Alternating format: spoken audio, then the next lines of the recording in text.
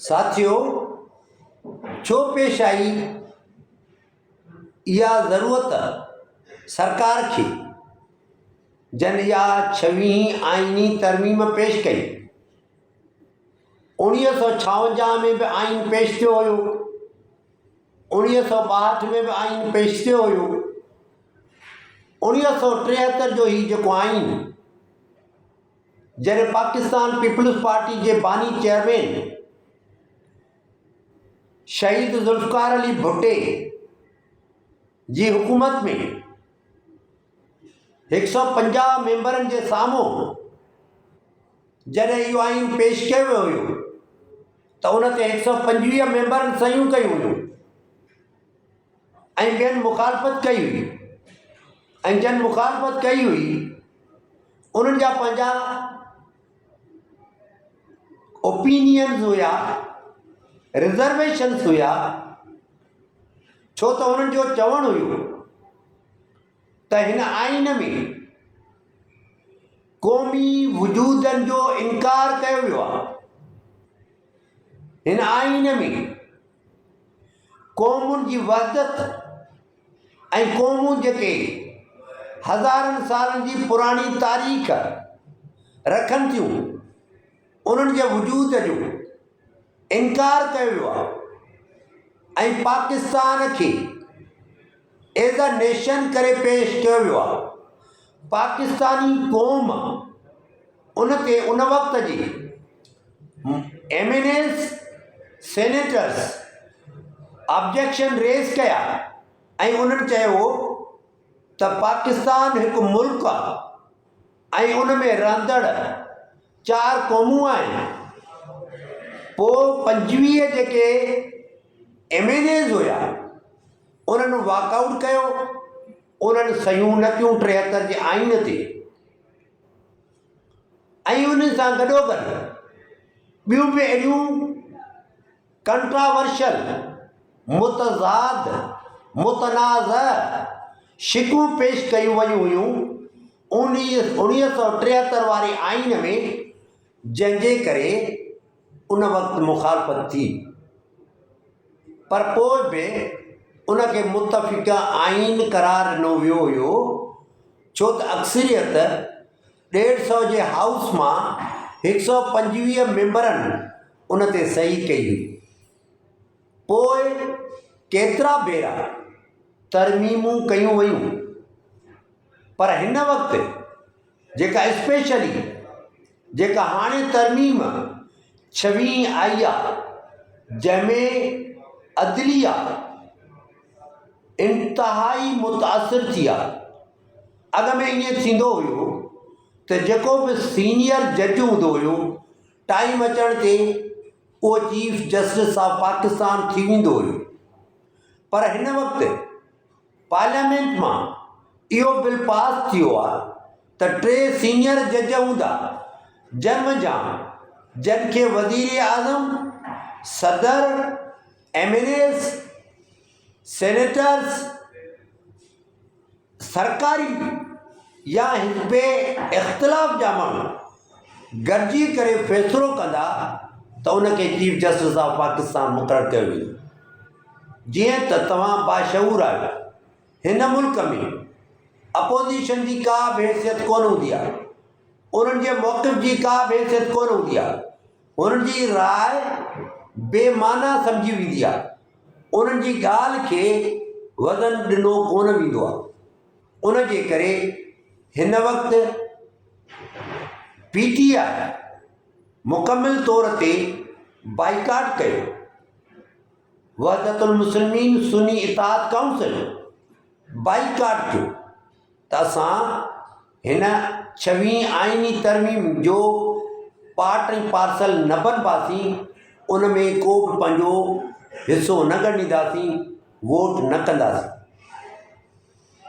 बाक़ी बची सरकार, त सरकार खे रुगो 3 सीनियर जज जंहिंजे लाइ इहा आइनी तरमीम आई त उन्हनि जा नाला रखिया वेंदा।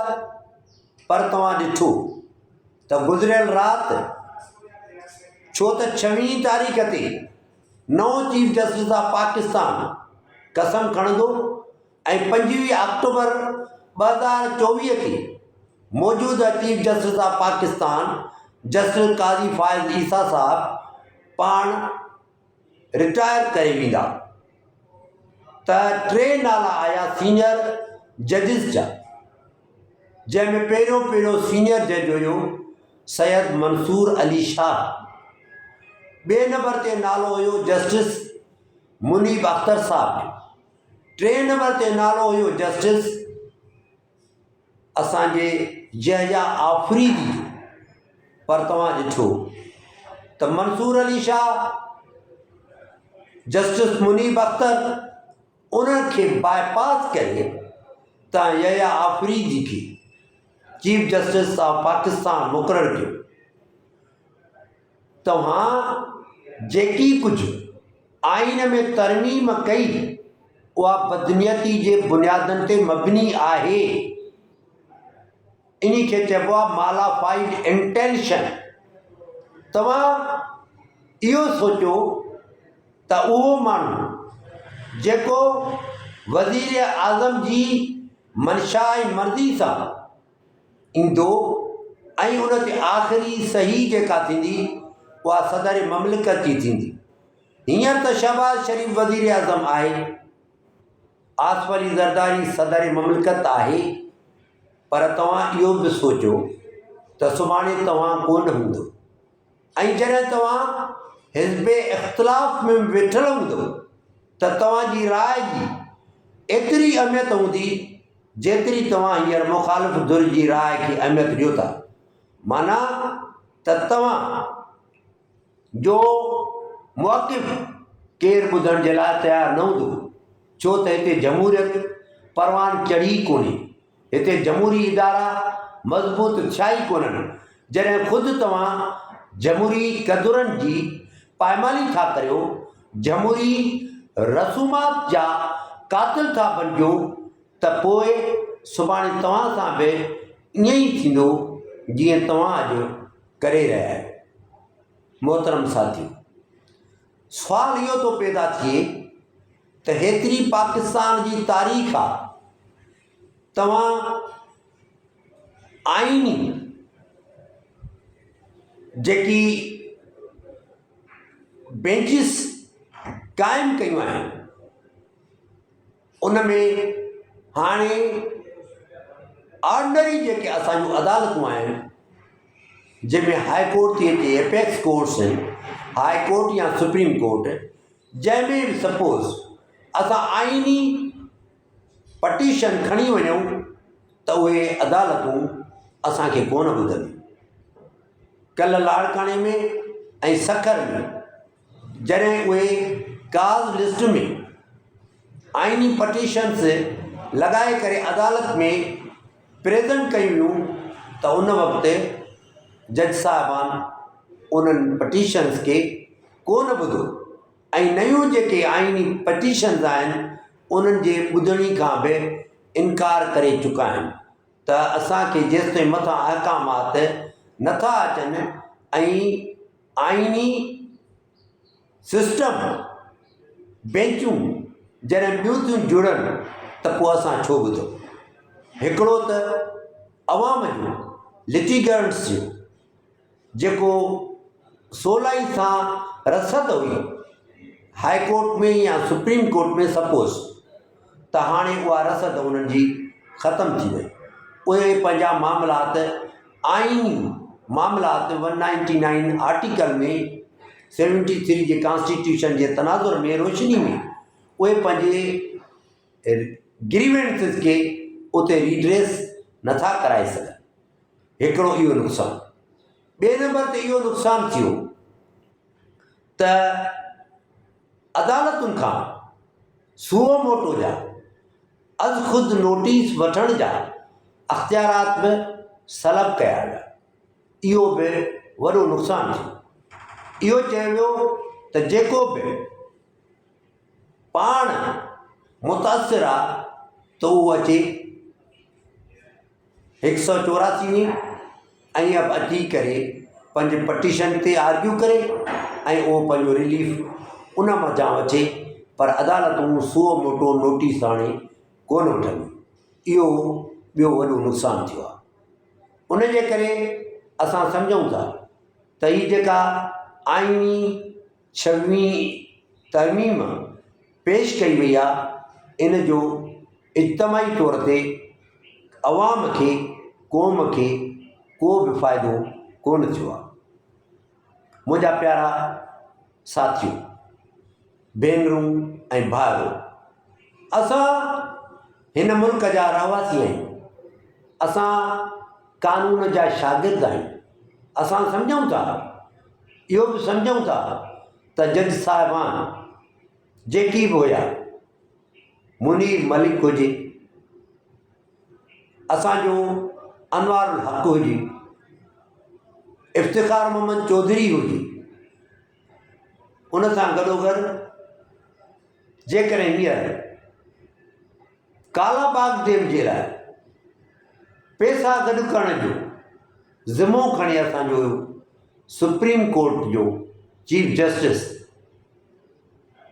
त पोइ असां इहो सम्झण में हक़ बजानिब आहियूं त तव्हां अवाम सां इन्हनि उहिदनि ते वेही करे ज़्यादतियूं करियो पिया।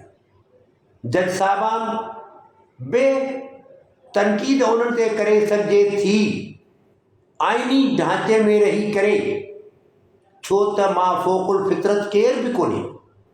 जॾहिं वकीलनि ते तनक़ीद थिए थी, आर्मी ते तनक़ीद थिए थी, अदालतुनि ते बि तनक़ीद थींदी, एग्ज़ेक्टिव ते बि तनक़ीद थींदी, सियासतदाननि ते बि तनक़ीद थींदी।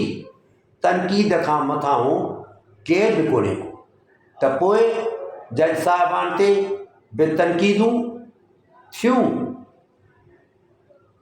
छो त हुननि बि जॾहिं जजनि जी कुर्सियुनि ते वेठा त हुननि इहो सम्झो त असां हिन धरती जा ख़ुदा आहियूं।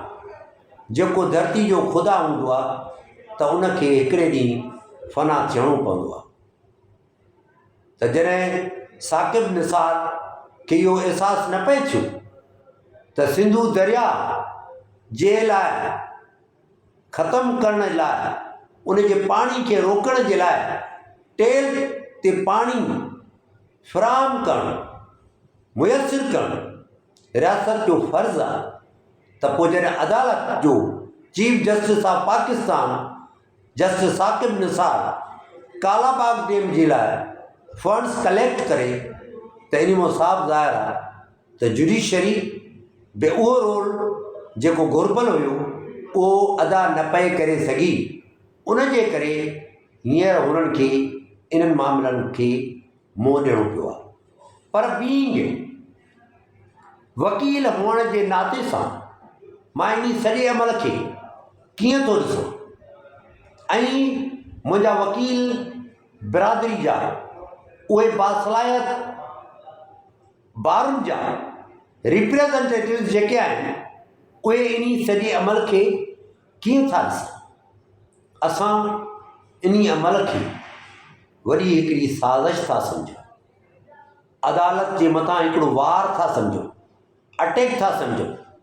असांखे चयो थो वञे त जॾहिं चोथों नंबर, 5 नंबर जूनियर जनरल जॾहिं असां प्रोमोट करे आर्मी जो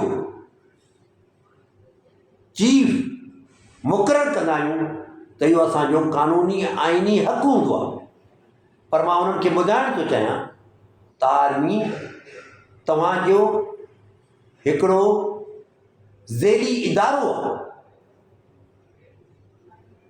उहो पिलर न आहे स्टेट जो, स्टेट जो पिलर न आहे। स्टेट खे आर्मी रन न कंदी आहे, आर्मी मुल्क जो दिफ़ा कंदी आहे, आर्मी मुल्क जे वहदत ते जॾहिं बि अटैक थींदो त मुल्क जी वहदत जो दिफ़ा कंदी। पर आर्मी ख़ुदि हिकु ज़ेली इदारे खां सवाइ ॿियो कुझु बि कोन्हे। पर जुडिशरी तव्हांजो ज़ेली इदारो नाहे। जुडिशरी हिकु इंडिपेंडेंट इंस्टीट्यूशन आहे, इंडिपेंडेंट सावरन, हुनजो एग्ज़िस्टेंस आहे, हुनजी अफ़ादियत, हुनजी सैंक्टिटी, हुनजी ततहीर तॾहिं हूंदी जॾहिं उहा पंहिंजनि फ़ैसिलनि में आज़ादु हूंदी। हाणे तव्हां चीफ जस्टिस जो मुदो मुक़ररु कयो आहे 3 साल, माना 3 सालनि खां पोइ इहो हूंदो रहमो करम वज़ीर आज़म जो, सदर जो, MNAs जो, जुडिशल कमीशन या पार्लियामानी बोर्ड जो, जेके पार्लियामान सां ताल्लुक़ु रखनि था, उन्हनि जो हूंदो रहम उन चीफ जस्टिस ऑफ पाकिस्तान जे मथां, त जेकर उनखे कंटिन्यू करणु चाहिनि त कराए, न त उनखे चवनि त तव्हां घर वञो। हाणे जेको माण्हू वज़ीर आज़म जे ताबे थी वियो त पोइ हू फ़ैसिला बि वज़ीर आज़म जी कंसेंट सां ॾींदो, सदर जी कंसेंट सां ॾींदो। MNAs सेनेटर्स जेकी उन जी उहिदे ते आइण में रोल अदा था कनि, उन्हनि खां परे हटी करे को बि पंहिंजो फ़ैसिलो नथो ॾेई सघे। जॾहिं तव्हांजो चीफ जस्टिस ऑफ पाकिस्तान वज़ीर आज़म जी मंशा सां अचे, सदर जी मंशा सां अचे, MNAs ऐं सेनेटर्स जी मंशा सां अचे, त पोइ इहो क्लियर कट असांजी तव्हांजे आॾो सबूत आहे त हाणे अदालतूं आज़ादु न हूंदियूं, अदालतूं हाणे महतात हूंदियूं। अॻे जेका आज़ादी वारी ॻाल्हि कंदा हुआसीं त अदालतूं पंहिंजा फ़ैसिला पाण करण में हक़ बजा निभाईंदियूं। हींअर जॾहिं अदालतुनि जो नुक़सानु थियो आहे त असांजो बि नुक़सानु आहे। जॾहिं बेंच जो नुक़सानु आहे त उनखे बार पंहिंजो नुक़सानु थी सम्झे, पाकिस्तान बार काउंसिल इनखे पंहिंजो नुक़सानु थी सम्झे। पाकिस्तान में चइनी सूबनि जूं सूबाई बार काउंसिल्स इनखे पंहिंजो नुक़सानु थियूं सम्झनि। हाई कोर्ट बार एसोसिएशन्स सॼे पाकिस्तान जूं इनखे पंहिंजो नुक़सानु थियूं सम्झनि। Subordinate courts district bar associations सां गॾोगॾु सुप्रीम कोर्ट जी जेका बार एसोसिएशन, उहा बि इनखे हिकिड़ो जुडिशरी जे वहदत जे मथां, सालमियत जे मथां, इंटीग्रिटी जे मथां, डिग्निटी जे मथां, वक़ार जे मथां, तहज़ीम ऐं तक़रीम जे मथां अटैक थी सम्झे, वार थी सम्झे। हाणे इहो वार कंहिं कयो आहे? इहो वार उन्हनि कयो आहे जेकी जमहूरियत जो पाण खे अलमबरदार था सम्झनि, जेकी जमहूरियत जा पाण खे चैंपियन था सम्झनि। इन में वॾे में वॾी जेका महिनत कई आहे उहा पाकिस्तान पीपल्स पार्टी जे अॻवान बिलावल ज़रदारी की आहे। बिलावल ज़रदारी वॾी महिनत करे केतिरनि माण्हुनि जे ज़मीरनि खे ख़रीद कयो पैसनि जे एवज़, छो त हुननि वटि पैसनि जी त तमामु घणी वाफ़िर मिक़दार में दस्तियाबी आहे। उन्हनि माण्हुनि जा ज़मीर ख़रीद कया। हार्स ट्रेडिंग अॻ में ईअं थींदो हुयो ऐं कानून बि पास थियल हुया त जेको माण्हू जंहिं पार्टी जे प्लेटफॉर्म तां चूंडिजी ईंदो त पंहिंजूं पॉलिटिकल सिंपथीज़, सियासी वफ़ादारियूं, हमदर्दियूं तब्दील न कंदो। पर हींअर छुड़वागी उन्हनि खे ॾिनी वई आहे त जीअं सुभाणे कंहिं बि माण्हू खे पैसनि ते ख़रीद करे ऐं पंहिंजे हक़ में वोट वठिजे। इहा बि वॾी हिकु क़ौम दुश्मनी थी आहे, ज़मीर दुश्मनी थी आहे, ज़रफ़ सां दुश्मनी थी आहे, शऊर सां दुश्मनी थी आहे, कानून सां दुश्मनी थी आहे, आइन सां दुश्मनी थी आहे। बिलावल साहब, तव्हांजे नाने शहीद ज़ुल्फ़कार अली भुट्टे 73 जे आइन जो मुसविदो अब्दुल हफ़ीज़ पीरज़ादे मरहूम जे थ्रो पेश कराए। उन 73 जे आइन खे हुन मुक़दम रखियो, मोहतरम रखियो ऐं तुंहिंजी अमड़ शहीद दुख्तार मशरिक़ डॉटर ऑफ ईस्ट जते जेका पहिरीं औरत मुस्लिम उम्मा जी वज़ीर आज़म थी हुई, जंहिं ते असांखे नाज़ हुयो, असांखे फ़ख़्रु हुयो, उहा तुंहिंजी अमड़ उन जे ज़मीर सां, उन जे ज़रफ़ सां, उन जे क़बर सां, उन जे खून सां, उन जे ॻड़ी ख़ुदा बख़्श में जेका उहा आख़िरी आरामगाह में दफ़न थियल आहे, उन जे रूह सां तो पंहिंजे मामे जे मीर मुर्तज़ा भुट्टे जे रूह सां, शाहनवाज़ भुट्टे जे रूह सां, पंहिंजे नानी बेगम नुसरत भुट्टो जे रूह सां, पंहिंजे नाने शहीद ज़ुल्फ़कार अली भुट्टे जे रूह सां गद्दारी कई आहे। असां तोखे आइन जो गद्दार था सम्झूं। तो 26 आइनी तरमीम मुतारफ़ कराए, छो त हिन में नवाज़ लीग बि एतिरो इंट्रस्ट न पई वठे, मौलाना फज़लुर रहमान बि एॾो इंट्रस्ट न पियो वठे। इन्हनि सभिनी खे क़ाइल करण में, मजबूर करण में ऐं इहा आइनी तरमीम पास कराइण में तुंहिंजो रोल आहे ऐं तोखे जेका इहा ज़िमेवारी मिली आहे उहा पंहिंजे उन्हनि आकान खां मिलियल आहे जेके तोखे को उहिदो ॾियणु चाहिनि था ऐं तूं उन उहिदे जे वठण जे ख़ातिर हेॾो आइन खे जा बख्या उॾेड़े छॾिया ऐं उन आइन जी एतिराम ऐं तक़दुस वारे अमल खे तो सबोताज करे छॾियो। क़ौम अॼु तुंहिंजे इन अमल खे ॾिसी चुकी आहे। नवाज़ शरीफ़ जे अमल खे मौलाना फज़लुर रहमान वॾी कोशिशि कई ऐं तव्हां जूं काफ़ी शयूं अहिड़ियूं हुयूं जेकी तव्हां इन में 26 आइनी तरमीम में शामिलु कयो पिया, जंहिंमें तव्हांजो इहो बि मनसूबो हुयो त तव्हां पाकिस्तान तहरीक इंसाफ़ जी क़यादत खे मिलिट्री कोर्ट्स में उन्हनि जा केस खणी वञी करे 26 आइनी तरमीम में तव्हांखे इहो टास्क मिलियो हुयो त तव्हां अहिड़े क़िस्म जी तरमीम कंदव जंहिंखे पार्लियामेंट जी सरपरस्ती हूंदी त सुभाणे मिलिट्री कोर्टूं क़ाइमु थियनि, मिलिट्री कोर्टूं क़ाइमु थियनि इन जे लाइ त उहे पाकिस्तान तहरीक इंसाफ़ जी क़यादत खे अज़ाब ॾियनि, उन्हनि जे अज़ाब जो सबबु बणिजनि। मुंहिंजा मोहतरम साथियो, असां इहो सम्झूं था त इन मिलिट्री कोर्ट्स जे क़याम खे बि मौलाना फज़लुर रहमान ऐं इवन पाकिस्तान मुस्लिम लीग नवाज़ बि मुखालफ़त कई, छो त उहे सम्झनि था त अॼु जॾहिं मुस्लिम लीग नवाज़ इक़्तिदार में आहे त सुभाणे इख़्तिलाफ़ जे सीटुनि ते बि वेहंदी। जॾहिं तव्हां अॼु इक़्तिदार में आहियो त सुभाणे तव्हां हिज़्ब मुखालिफ़ में बि हूंदव, त उन वक़्तु मिलिट्री जूं जेके कोर्ट्स क़ाइमु थियनि त उहे नवाज़ शरीफ़ जे लाइ बि ख़तरे जी घंटी थी सघनि थियूं। पर तोखे बिलावल ज़रदारी साहिबु अलाए कहिड़ो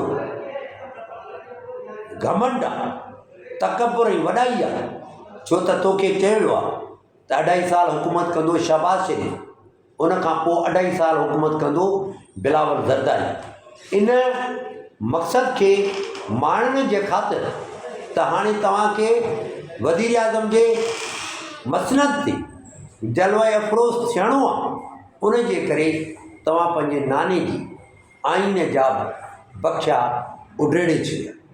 तव्हां अदालतुनि खे कमज़ोर कयो आहे। अदालत खे कमज़ोर करणु मक़सदु हितां जे माण्हुनि जी बुनियादी हक़नि खे मुअत्तिल करणु, कॉन्स्टिट्यूशनल ह्यूमन राइट्स जेके आहिनि उन्हनि खे तव्हां मुअतल करण जे लाइ सभु कुझु कयो आहे। जॾहिं 199 न हूंदो ऐं उन ते अमल करण जे लाइ असांजो हितां जूं अदालतूं उन खे ॿुधंदियूं ई कोन, त पोइ माण्हुनि खे रिलीफ केरु ॾींदो? मां इहो थो सम्झां त ही हिकु वॾी चाल आहे, जो चवनि था त कारो नांग आहे, हे कारियर नांग आहे, हे ॿिमुही बलाए, हे लुंडी ते पेर आहे, हे लुंडी ते पेर आहे जेका पेर रखे ऐं हुनखे अहिड़ी तरह उहा लुंडी चक हणे जो उते जो उते उहो माण्हू ख़तमु थी वञे, इस्पताल ते बि न पहुची सघे। त हे 26 जेका आइनी तरमीम आहे, इहो कारियर नांग, कारो नांग ऐं अहिड़ी ॿिमुही बला ऐं लुंडी बला आहे जंहिंजी मुंहं में 25 करोड़ माण्हुनि खे तव्हां विझी छॾियो इन लाइ त तव्हांखे 2.5 साल वज़ीर आज़म जो उहिदो मिले। मुंहिंजा प्यारा मोहतरम साथियो, मां अॼु तव्हां सां उन जे करे आइन जे मुतालिक़ ॻाल्हाइणु पंहिंजो फ़र्ज़ु थो सम्झां ऐं तव्हां ताईं इहे शयूं पहुचाइणु पंहिंजो अख़लाक़ी वकील हुअण जे नाते सां फ़र्ज़ु थो सम्झां। तव्हां बख़ूबी इन्हनि शयुनि खां वाक़ुफ़ु आहियो। असां वकील सॼी जेका जेंट्री आहे, सॼी लीगल फ्रेटर्निटी आहे, उहा सरापा एहतिजाज बणिबी। सॼे पाकिस्तान में असां एहतिजाज कंदासीं, पर जेका ही तव्हां मुनाफ़िक़ाना, बहीमाना, ज़ालिमाना, जाबराना ऐं जानिबदाराना 26 आइनी तरमीम आंदी आहे, इन खे चैलेंज कंदासीं, ललकारींदासीं। स्ट्रीट में, एहतिजाज में, मार्च में, हंगर स्ट्राइक में, जेल भरियो तहरीक पे इनिशिएट करे सघूं था। लेकिन जॾहिं बि कारी टाइ वारा, कारे कोट वारा, जेके तव्हांजी सबऑर्डिनेशन में नथा अचनि, जेकी चवनि था त अवाम सां इंसाफ़ थी, जेके अवाम जे इंसाफ़ जी ॻाल्हि था कनि, जेकी ऑपरेस्ड क्लास जी माण्हुनि जी दादरसी जे लाइ सुबुह सां कोर्टुनि में ईंदा आहिनि ऐं शाम ताईं कोर्टुनि में माण्हुनि खे इंसाफ़ ॾियारण जे लाइ पंहिंजूं सलाहियतूं कतब आणींदा आहिनि ऐं राति जो 2-2.5 बजे ताईं साइटेशन्स जी ऐं ला ते जेका स्टडी कंदा आहिनि, सुबुह जो अची वरी आर्ग्यूमेंट्स कंदा आहिनि, केसनि जी खे अपीलुनि खे प्लीट कंदा आहिनि, उहे पंहिंजे इन कारे कोट जे तक़दुस जो कसम खणी चवनि था। उन्हनि जी ज़बान अब्दुल हकीम चांडियो बणिजी करे पाकिस्तान जे उन्हनि ताक़तवर इदारनि खे, इंक्लूडिंग बिलावल ज़रदारी, नवाज़ शरीफ या पसे पर्दा जेकी बि क़ुवतूं आहिनि, छो त यहया आफ़रीदी मुंहिंजो जस्टिस आहे, मूंखे उन जे लाइ एतिराम आहे ऐं मूंखे यकीन आहे त उहो तव्हांजे फ़ैसिले खे क़बूल न कंदो। उहो सम्झंदो ऐं सम्झी रहियो आहे त इहो हक़ु मंसूर अली शाह जो आहे ऐं यकीन आहे त यहया आफ़रीदी जस्टिस साहब पाण चीफ जस्टिस ऑफ पाकिस्तान जे उहिदे खे क़बूल न कंदा ऐं 26 अक्टूबर ते पाण चीफ जस्टिस ऑफ पाकिस्तान जे कुर्सी ते कोन वेहंदा ऐं रज़ाकाराना तौर ते चवंदा त इहो राइट जेको आहे इहो सीनियर सैयद मंसूर अली शाह जो आहे। उनखां ॿिए नंबर ते जस्टिस मुनीब अख्तर साहब जो ऐं 3 नंबर ते आहे यहया आफ़रीदी साहब।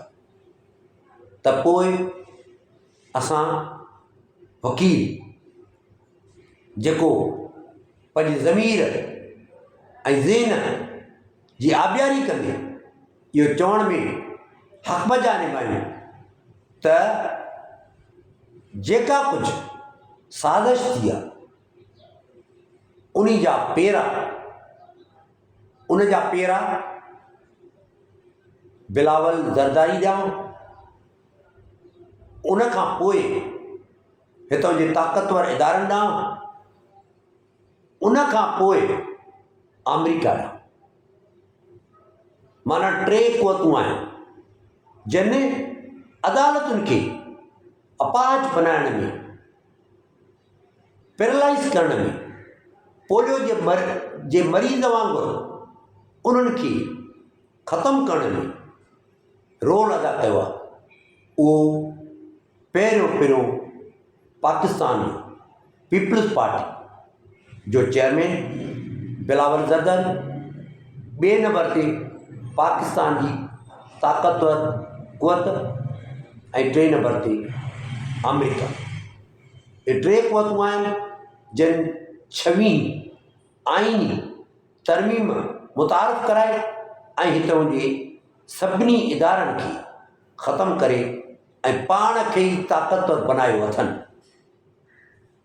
जॾहिं अदालतूं ऐं एग्ज़ेक्टिव्स जो पाण में कोऑर्डिनेशन हूंदो आहे, जॾहिं अदालतूं हुकुम कंदियूं आहिनि त उन्हनि ते एग्ज़ेक्टिव अमल कराईंदा आहिनि। त हाणे अदालतूं रहियूं ई कोन, हाणे केरु हुकुम कंदो? माना हाणे तव्हांजो पार्लियामेंट में MNA, मूंखे MNAs जे लाइ इज़त आहे, सेनेटर्स जे लाइ इज़त आहे, पर मुंहिंजा प्यारा साथी, तव्हां ई असां इन शइ जी ॼाण कोन था रहो, इहा ख़बर कोन्हे त हितां जो MNA केरु थींदो आहे, MNA हितां जो केरु थींदो आहे ऐं उनजे कामयाबी जी कसवती छा आहे, उनजो मादी छा आहे, उनजो हाल छा आहे, उनजो मुस्तक़बिल छा आहे, हुन छा कयो हुयो, छा करे रहियो आहे ऐं छा कंदो, उनजी विज़डम छा आहे, उनजो विजन छा आहे, MNA सेनेटर्स जो विजन छा आहे, उन्हनि वटि केतिरी अहलियत आहे, उन्हनि वटि केतिरो तदब्बुर फ़हम आहे, उन्हनि वटि केतिरी बैनुल अक़वामी सियासती ॼाण आहे। छा उन्हनि खे ब्रिटिश जो कॉन्स्टिट्यूशन भली लिखत में न हुजे, पर जेका इम्प्लीमेंटेशन उते थिए थी, French, Canadian, American, New Zealand, Japan, India, Russia, China, उन्हनि जे कॉन्स्टिट्यूशन्स जी असांजे MNAs खे ॼाण आहे, तक़ाबले अदियान जी उन्हनि खे ॼाण आहे, शुमारियात जी उन्हनि खे ॼाण आहे, इक़्तिसादियात जी उन्हनि खे ॼाण आहे, मज़हबी मामलनि जी उन्हनि खे ॼाण आहे, कहिड़े शोबे में हुननि जी PhD आहे। तव्हां त MNA उनखे कंदा आहियो जंहिं वटि ॿाहिरियों ग्लैमर हुजे। अक्सरियत उन्हनि MNAs जी आहे जंहिंजो इल्म सां को बि ताल्लुक़ कोन्हे, जंहिंजे घरनि में ऑफिसनि में का लाइब्रेरी कान्हे, जेकी लाइब्रेरी जंहिंजे उताकुनि में कोन्हे, हाउसिस में कोन्हे, आइन हुनजी कॉन्स्टिट्यूशन पाकिस्तान जो 73 जो ई तव्हां वठो, 56 जो वठो, 62 जो वठो, मूंखे जेकी तव्हां MNAs चयो था त असां जेकी पार्लियामेंट मां वधी चीफ जस्टिस ऑफ पाकिस्तान जे तक़ररी जो फाइनल फ़ैसिलो कंदा MNAs ऐं सेनेटर्स, उन्हनि खां तव्हां पाकिस्तान जे कॉन्स्टिट्यूशन मां ॼाण वठो त छा उहे आयल आहिनि, उन्हनि खे कॉन्स्टिट्यूशन जी ख़बर आहे, कंहिं बि सुठे सब्जेक्ट में PhD आहिनि, त जॾहिं तव्हां वज़ीर आज़म खां वज़ीर आज़म शहबाज शरीफ़ जंहिं मनी लॉन्डरिंग जे थ्रू इंग्लैंड में वरी इन्वेस्टमेंट कई, पैसा कमाया ठाहिया, उहो तव्हांजो हींअर वज़ीर आज़म आहे। उन खां वञी तव्हां आईन जे मुतालिक़ रुगो दुनिया जे 3 मुल्कनि जो आइन, उन जा आर्टिकल्स, उन जा सेक्शन्स पुछो।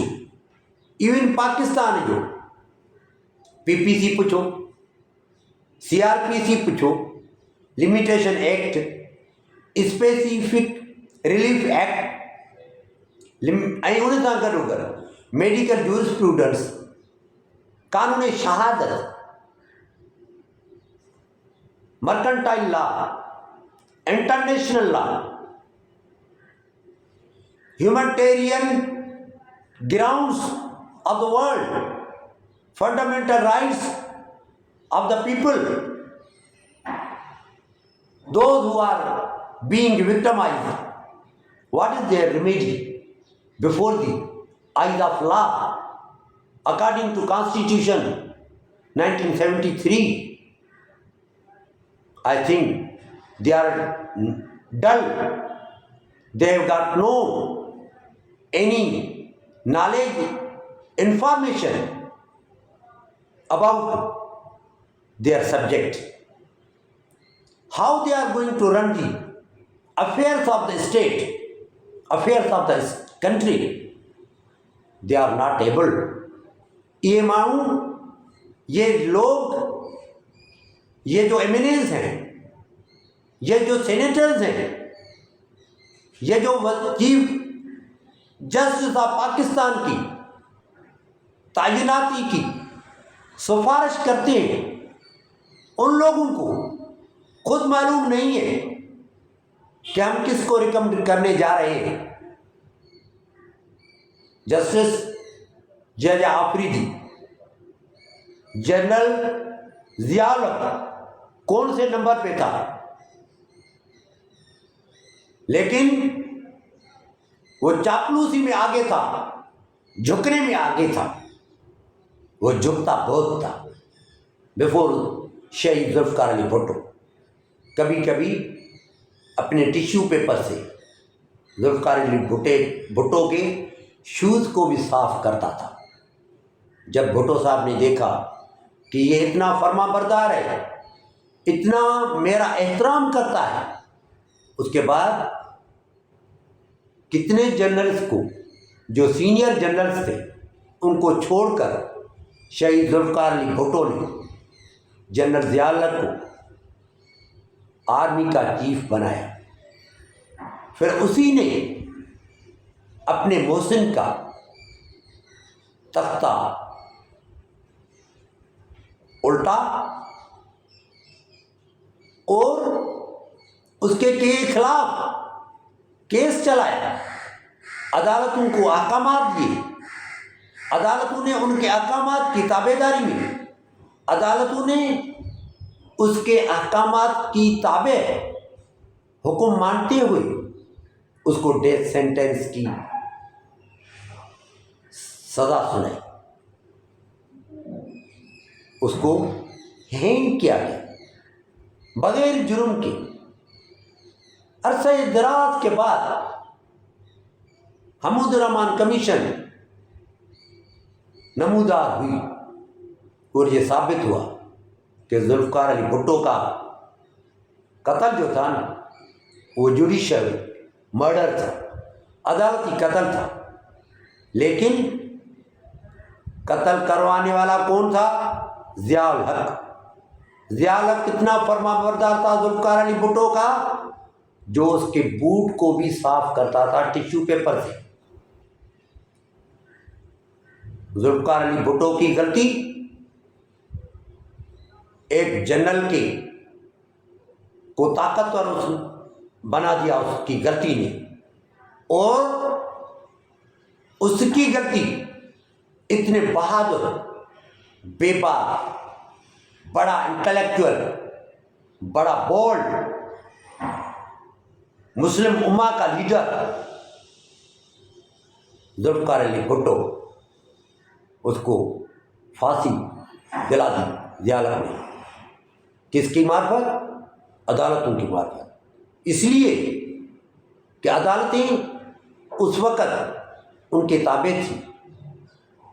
جیسے پی سی اوز کے تحت جج صاحبان حلف لیتے اٹھاتے ہیں.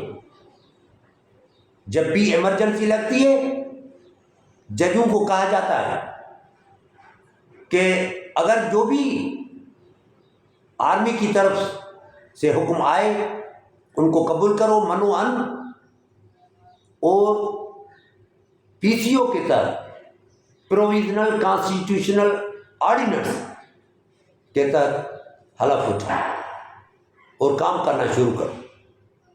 پھر آپ دیکھتے ہیں یہاں پہ پبلک کو کوئی انصاف ملتا ہے. حتیٰ کہ ججمنٹ بھی لکھ کے ججوں کو پیش کی جاتی تھی اور پھر جج فیصلہ سناتے تھے. جیسے آپ نے یہ نہیں دیکھا کہ جسٹس قاضی فائز عیسیٰ نے ہمارا انتخابی نشان چھینا. کس کے کہنے پر چھینا؟ کیوں چھینا؟ اس کا ضمیر اس کو اجازت دیتا ہوگا کہ میں ایک پارٹی کا انتخابی نشان چھین رہا ہوں؟ اس کو ضمیر اجازت نہیں دیتا ہوگا. لیکن اس سے کروانے والے اور تھے جنہوں نے ان کو مجبور کیا. اور آج 26ویں آئینی ترمیم جو مرز وجود میں آ گئی اور پارلیمنٹ سے پاس ہو کر صدر نے بھی صحیح کر دی، وزیر اعظم نے بھی صحیح کر دی، جسٹس یہ آفریدی کا نام آ گیا. یہ بڑا المیہ ہوا ہے پاکستان میں جمہوریت کے ساتھ. پہلے ہی میں کہتا ہوں کہ پاکستان میں جمہوریت نہیں ہے، اور آپ نے دیکھا ہے جمہوریت نہیں ہے. جمہوریت اگر جمہوریت ہوتی تو سینئر بندے کا حق کوئی کھاتا ہے. اگر جمہوریت ہوتی تو جو بھی سینئر آرمی کا آفیسر ہو اس کو آپ آرمی چیف رکھیں. اپنی مرضی کیوں استعمال کرتے ہو کہ یہ بندہ مجھے پسند ہے، یہ میرے حق میں فیصلہ کرے گا، اس کو آپ نے چیف جسٹس بنا دیا. یہ بندہ مجھے پسند ہے، یہ میری تخت حکومت کو نہیں گرائے گا، اس کو میں آرمی چیف مقرر کرتا ہوں. یہ کیوں ہے؟ آپ اپنے آپ کو اتنا آزاد کیوں سمجھتے ہو؟ آپ سے کوئی پوچھنے والا نہیں ہے، احتساب کرنے والا نہیں ہے. یہ آپ سے کوئی نہیں پوچھ سکتا کہ یہ آپ کیا کر رہے ہیں. کوئی نہیں پوچھتا، احتساب نہیں ہے. میرا موقف ہے، میرا مطالبہ ہے. میں اس سٹیج پر پہنچ چکا ہوں کہ اگر 1973 کا کانسٹیٹیوشن ہمارے مسائل کا حل نہیں ہے تو 56 والا اور 62 والا جو آئین تھا وہ ختم ہو گیا. جب اگست 73 میں آپ نے اس آئین کو امپلیمنٹ کرایا تو 56 اور 62 والے آئین ختم ہو گئے. تو میں سمجھتا ہوں اس وقت یہ جو آئین ہے پاکستان کا، یہ ہمارے مسائل کا حل نہیں ہے. یہاں پہ اب بہت سارے مسائل اٹھ کھڑے ہوئے ہیں. بلوچستان کا مسئلہ ہے، KPK کا مسئلہ ہے، سندھ کا مسئلہ ہے، اور ساؤتھ پنجاب کا مسئلہ ہے. فقط سینٹرل پنجاب پاکستان کے سارے مسائل کا مورد الزام ہے. اب جب ہم سمجھتے ہیں کہ 73 کا کانسٹیٹیوشن ہمارے مسائل کو حل نہیں کر سکتا تو ختم کرو اس کانسٹیٹیوشن کو، آؤ نیا کانسٹیٹیوشن بناتے ہیں۔ پھر 1940 میں جو پاکستان کے مطابق قرارداد پاس ہوئی تھی اس کے روشنی میں کانسٹیٹیوشن بنا، یہاں پہ قوموں کو حقوق دو، یہاں پہ اقلیتوں کا تحفظ کرو، یہاں پر لوگوں کو اتنی مذہبی آزادی دو جتنا آئین مذہب ان کو دیتا ہے۔ لکم دینکم ولی دین، کافروں کو نبی کریم صلی اللہ علیہ وسلم نے کہا تھا نا، آپ کے لیے آپ کا دین، میرے لیے میرا دین، لا اکراہ فی الدین۔ پھر آپ کو لبرل ڈیموکریٹ ایک ریاست کا بنیاد رکھنا ہوگا جہاں پر قوموں کے وجود کو ایکسیپٹ کرنا پڑے گا آپ کو۔ قومیں پاکستان میں سندھی، بلوچ، پختون، پنجابی 4 قومیں ہیں، ان کے ساتھ معاہدہ کرو۔ معاہدہ نہیں ہوا 71 میں، بنگال ہمارا پارٹ اور پارسل تھا، وہ ہمارا پراونس تھا۔ جب یہ 1913 ایکٹ ہے، پارٹنرشپ ایکٹ 1913 1913 پارٹنرشپ ایکٹ، اگر 5 پارٹنرز آتے ہیں اور بزنس اسٹیبلش کرتے ہیں، وہاں سے ایک بھی بندہ پارٹنر چلا جائے تو بزنس پارٹنرشپ ڈیزالو ہو جائے گی۔ آفٹر ڈیزولوشن، پارٹنرشپ کے ڈیزولوشن کے بعد جو بھی اور پارٹنر آپ کے ساتھ رہنا چاہتے ہیں یا نئے پارٹنرز آپ کو جوائن کرنا چاہتے ہیں تو ان کے ساتھ آپ کا فریش ایگریمنٹ ہوگا، نیا معاہدہ ہوگا، اس کا مسودہ فریش بنیادوں پر آپ تیار کریں گے۔ تو میں یہ کہتا ہوں کہ جب پاکستان بنا تھا 14 اگست 1947 کو،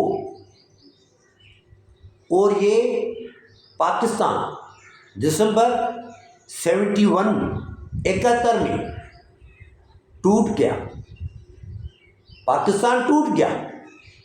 جہاں پہ 5 صوبے تھے وہاں پہ فقط 4 صوبے بچے، ایک صوبہ چلا گیا، وہ صوبہ ایک ملک بن گیا اور پاکستان سے اچھی پوزیشن میں ہے، دنیا میں ان کا کوئی دشمن نہیں۔ وہاں پہ جمہوریت، وہاں کی اقتصادیات دیکھیں، معاشیات، اکانومی، اور اپنے ملک کی بھی دیکھیں۔ بنگلہ دیش کا 117% equal to $1 American، اور انڈیا کا 84 روپیز equal to $100 American، آپ کا 278 rupees equal to $1 American۔ Economy کس کی؟ تباہ۔ اب جب بنگال ہم سے جدا ہو گیا تو آپ ناکام رہے ہیں، آپ کو نیا معاہدہ بنانا ہوگا، ہمارے ساتھ بیچنا ہوگا، بلوچوں کے ساتھ بیچنا ہوگا، پختونوں کے ساتھ بیچنا ہوگا۔ ابھی آپ نے دیکھا منظور پشتین کا پروگرام، وہاں پہ مولانا فضل الرحمان صاحب بھی گئے تھے، سارے پختون لیڈرز گئے تھے۔ ایون جب مولانا فضل الرحمان مذہبی جماعت کا قائد وہاں جاتا ہے تو سارے پولیٹیکل لیڈرز جو پختون ہیں وہ وہاں پہ گئے۔ ماہرین بلوچستان کے حقوق کے لیے جدوجہد کر رہی ہے، سندھی قوم اپنے حقوق کے لیے جدوجہد کر رہی ہے، ان کے دریا پر آپ کینال نکال کر ان کا پانی بند کر رہے ہیں۔ اگر جب آپ کا 73 کا کانسٹیٹیوشن فیل ہو چکا ہے، روز بروز اس میں آئینی ترامیم کرنے جا رہی ہیں، تو پھر میری ایک تجویز ہے، چھوڑو یہ ناکام 1973 کا کانسٹیٹیوشن ہے جو اپنے خالق کو نہیں بچا سکا تو اور کسی کو بچائے گا؟ نہیں بچا سکتا، اپنے خالق کو جو نہیں بچا سکا نہیں بچائے گا۔ آپ کو ملک چلانا ہے، پاکستان کو چلانا ہے as a sovereign state, as a sovereign state, اچھی ریاست جہاں پہ ہمارا وقار ہو، ڈگنیٹی ہو، ساری دنیا میں ہمارے پاسپورٹ کی عزت ہو، ساری دنیا میں ہمارے اچھے تعلقات ہوں، بین الاقوامی سطح پر ہمارا کوئی دشمن نہ ہو، ہم بین الاقوامی سطح پر ایسے برادرانہ تعلقات پیدا کر سکیں کہ جہاں بھی جائیں ہمارے جانے پر پابندی ہے، کوئی ملک ہمیں قبول نہیں کرتا، ہماری کوئی عزت نہیں ہے، ہمارے پاسپورٹ کی کوئی عزت نہیں، جہاں بھی جاتے ہیں لوگ پوچھتے ہیں تو you have come from Pakistan, آپ پاکستان سے آئے ہیں، ہماری عزت نہیں ہے۔ آئیں، نیا کانسٹیٹیوشن بنائیں، نیا کانسٹیٹیوشن بننے کے بعد، قوموں کو اعتماد لینے کے بعد، یہ جو ڈیلی آپ ترامیم کرتے ہیں، یہ جو 26 ترمیم آپ نے کرائی، اور تیسرے نمبر والا جونیئر جسٹس آپ نے یحییٰ آفریدی صاحب کو چیف جسٹس آف پاکستان مقرر کیا، یہ آپ کیا نہیں سمجھتے کہ سندھ میں کتنا اس کا اثر پڑا ہوگا، کے پی کے میں کتنا اثر پڑا ہوگا، بلوچستان میں کتنا اثر پڑا ہوگا، پنجاب میں کتنا اثر پڑا ہوگا، عالمی طور پر ساری دنیا کی مبصر، ساری دنیا کی میڈیا، الیکٹرانک ہو، پرنٹ ہو، ساری میڈیا اس چیز پر بحث کر رہی ہے کہ پاکستان میں کوئی قانون نہیں، کوئی آئین کی بالادستی نہیں، پاکستان میں قوموں کے کوئی حقوق نہیں، پاکستان میں قوموں کے ساتھ کوئی برابری کے بنیادوں پر برتاؤ نہیں۔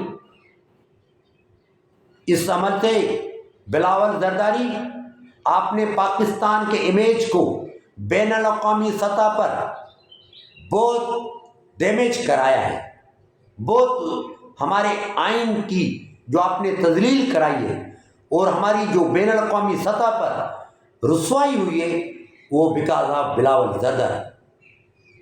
اس نے اتنی ایفرٹس لیں، یہاں پہ حیدرآباد میں آیا، جلسہ کیا، 35 منٹ اس نے بات کی کانسٹیٹیوشن کی امینڈمنٹ پر، قوم کو کوئی پیغام نہیں دیا، لوگوں کی بھوک کی کوئی بات نہیں کی، روزگار کی کوئی بات نہیں کی، افلاس کی کوئی بات نہیں کی، مہنگائی کی کوئی بات نہیں کی، صحت میں قوم تباہ ہے، صحت کی کوئی بات نہیں کی، لوگ وہ پانی پی رہے ہیں جس سے ہیپاٹائٹس بی اور سی پیدا ہوتی ہے، اس پر کوئی بات نہیں کی، انفراسٹرکچر پر بات نہیں کی، یہاں پہ کتنی کرپشن ہے اس پر بات نہیں کی، ہاسپیٹلز کتنی برباد ہیں کوئی بات نہیں کی، روڈ کتنے برباد ہیں کوئی بات نہیں کی، یہاں پہ تعلیم کا معیار کتنا گر گیا ہے اس پر بات نہیں کی، قوم کو کس طرف لے جانا ہے کوئی پلاننگ نہیں دیا،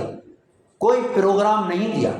ایسا آیا 35 منٹ کروڑوں روپے خرچہ ہوا، کتنے پینا فلیکس بنے، کتنی گاڑیاں آئیں، کتنی لائٹنگ ہوئی، کتنا خرچہ ہوا، میں تو سمجھتا ہوں کروڑوں روپے میں خرچہ ہوا، لیکن پبلک کو کیا میسج ملا؟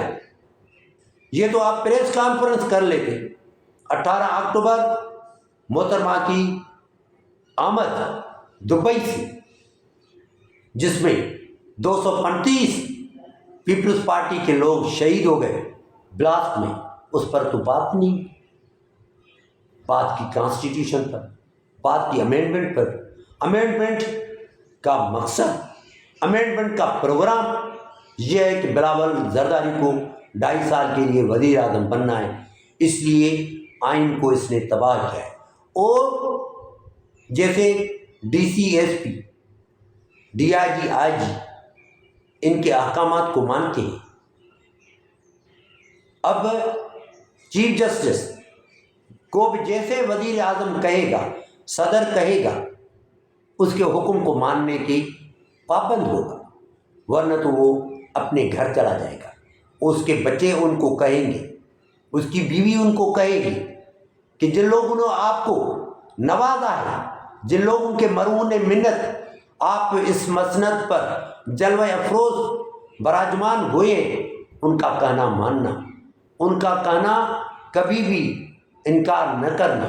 اب یہ ہوا کہ ہمارا چیف جسٹس بھی وزیر اعظم کے حکم کے تابع ہو گئے، صدر کے، ایم این ایز کی، سینیٹرز کی تابع ہو گئے۔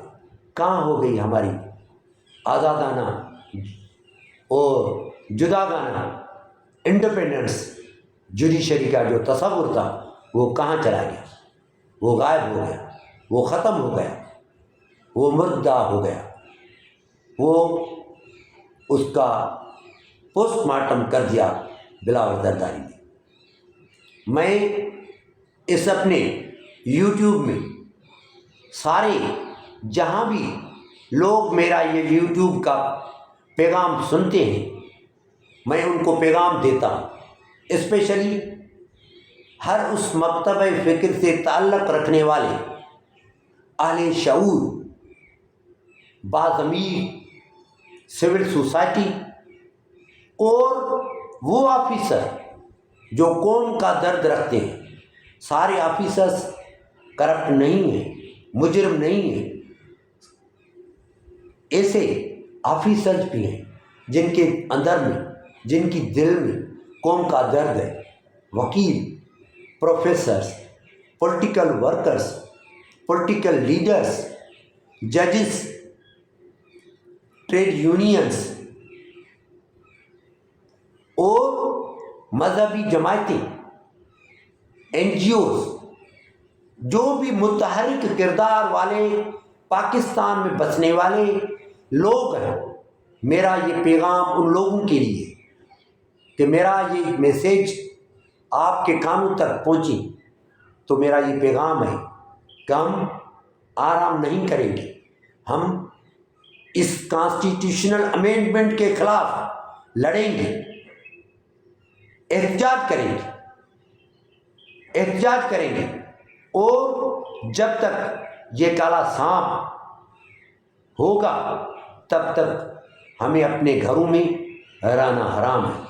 ہم روڈوں پر آئیں گے، احتجاج کریں گے، اور ان وڈیروں کو، کرپٹ وڈیروں کو، یہ جو ایم این ایز ہیں، اپنے آپ کو ایم این ایز کہلواتے ہیں، ایم این اے کیسے منتخب ہوتے ہیں؟ فارم 45 کے مطابق تو یہ ایم این اے نہیں ہے۔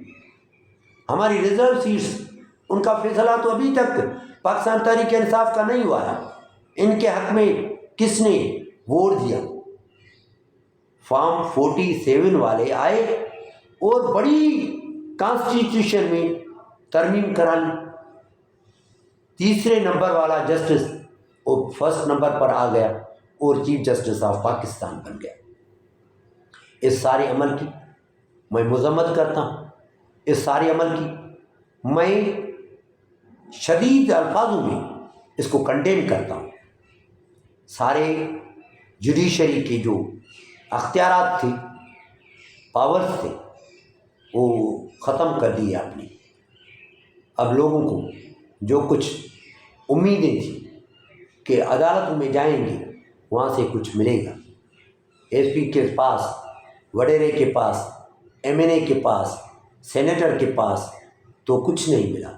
اب جاتے ہیں عدالت میں، عدالت سے کچھ ملے گا، لیکن ان کے لیے اب عدالتوں کے دروازے آپ نے کانسٹیٹیوشن میں جو دیے گئے تھے وہ بند کر دیے۔ ساتھیوں، میری آپ کو التجا ہے، آؤ لیگل فریٹرنٹی کو، وکلاء کو میری التجا ہے، آؤ احتجاج کریں اور میرا یہ پیغام لوگوں تک پہنچائیں۔ میرا چینل آپ کو پسند ہو سبسکرائب کرنا، شیئر کرنا اور میرا ویڈیو جو ہے وہ سننا، مہربانی، السلام علیکم۔